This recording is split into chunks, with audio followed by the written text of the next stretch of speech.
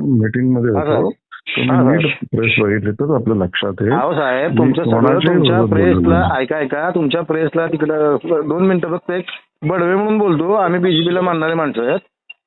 बीजेपीला मतदान करतो पंढरपुरात आम्ही. आज काँग्रेसच्या काळात मंदिर ताब्यातनं आमचं काढून घेतलं. त्याच्यानंतर 2014 पासून आजपर्यंत आम्ही अक्षरशः आमच्या लोकांना भिकेला लावलं त्या काँग्रेसनी, म्हणून आम्ही बीजेपीचा हात धरला. तर बीजेपी आमच्या डोंगरावर लाथा घालायला लागली. आणि तुम्हाला स्पष्ट सांगतो साहेब, बडव्यांचं ऐका बडव्यांचं नाव घ्यायचं अधिकार कोणालाच नाही. बडव्यांचा इतिहास खरंच तुम्ही एकदा माहिती करून घ्या. आज अफजल खान इथं स्वारी करून आला होता. औरंगजेब आला होता. प्लेगच्या काळामध्ये मंदिराचं संरक्षण बडव्यांनी केलंय. आता बोलू मी तुमचं ऐकलं तर? हा, बोला.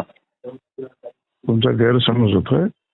पूर्ण प्रेस बघितली तर गैरसमज होणार नाही. अहो पण बडवे नाव कशासाठी? आम्हाला त्रास होतो ना साहेब इथं. तुम्ही ऐकणार नसाल दादा तर कसं बोलणार? तुमचं ऐकलं की नाही मी? हा, बोला. त्यामुळे तुमच्या त्रासाला मी समजून घेतो. तुमचा गैरसमज होता. मी बडव्यांच्या विरोधात बोललेलो नाही. नंबर 1 मी तेच तुम्हाला लिहून दिलंय. 2 मी जे बोललो ते राज ठाकरे पार्टी सोडताना तो बडव्यांवर बोलला आहे.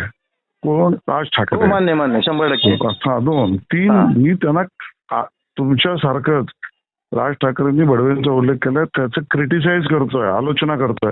तुम्ही कुठल्या बडव्यांबद्दल बोला हा प्रश्न विचारतोय. काय झालं साहेब ऐका, आता तुम्ही ऐकूनच येत नाही. शांतपणे ऐकून घ्या, मग तुम्ही बोला, ऐकतो मी.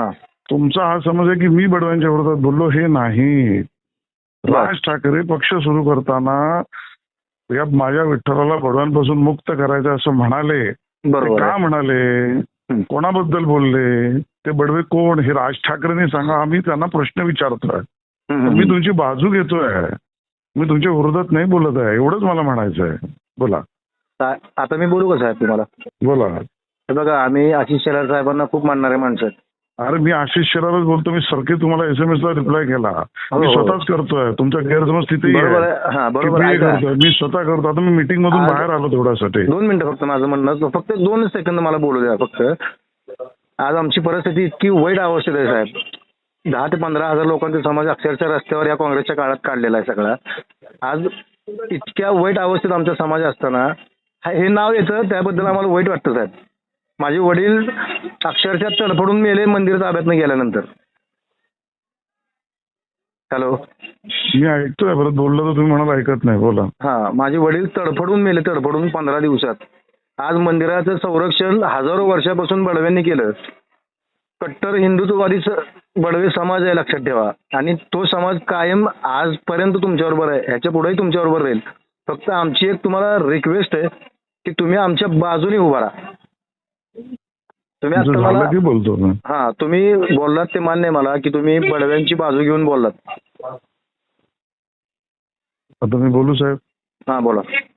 तुमचं म्हणणं मला पूर्ण मान्य आहे. तुम्ही आमच्यावर आहात त्याबद्दल धन्यवाद आणि कृतज्ञ पण आहोत. आम्ही तुमच्या विरोधात जाणार बीजेपी कधीच नाही. आजपर्यंत गेली नाही, यापुढे जाणार नाही.